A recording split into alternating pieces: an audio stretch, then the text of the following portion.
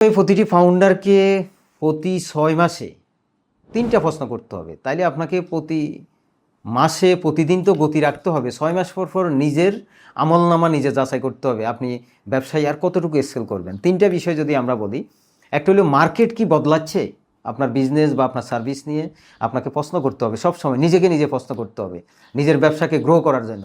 Market কি বদলাচ্ছে, customer কি বলছে, আমি কি শিখছি।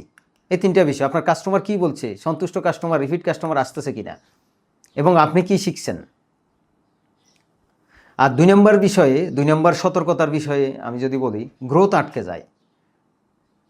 অনেক বিজনেসম্যানের গ্রোথ হঠাৎ আটকে যায়। 5 বছর 6 বছর ভালো র্যান্ডম ব্যবসা করে, হঠাৎ গ্রোথ আটকে যায়।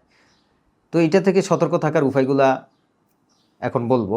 অনেক ব্যবসা প্রথমে দ্রুত বাড়ে, অনেক ব্যবসা দেখবেন, তারপর হঠাৎ থেমে যায়। এগুলা কেন হয়? বিজনেস তো একটা খেলা। এই খেলাগুলার উত্থান পতন কেন হচ্ছে এগুলা বুঝতে হবে। এগুলা বোঝার জন্য আপনাকে সতর্ক থাকতে হবে। ফাউন্ডার নিজেই হয়ে যান সব সিদ্ধান্তের কেন্দ্র, সব কিছু তার মাধ্যমে যাবে। একটা সময় ফাউন্ডার ওই রাষ্ট্রে যেরকম স্বৈরাচারী আচরণ হয়, একটা প্রতিষ্ঠানও দেখবেন ফাউন্ডার তখন কি করে, স্বৈরাচারী আচরণের মতো সব সিদ্ধান্ত নিতে থাকে, ভুলভাল সিদ্ধান্ত নিতে থাকে।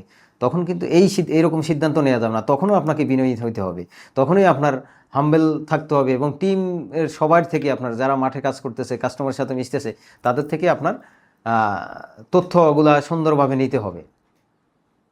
একটা বিশ্লেষণে বিখ্যাত হার্ভার্ড বিজনেস স্কুল, যেটা আপনারা জানেন আমেরিকাতে, এর একটা বিশ্লেষণ আমি বলছি। এখানে বলা আছে, ফাউন্ডার যদি সব সিদ্ধান্ত নিজে নিতে চান, তাহলে 60% কোম্পানি গ্রোথ ধীর হয়ে যায়।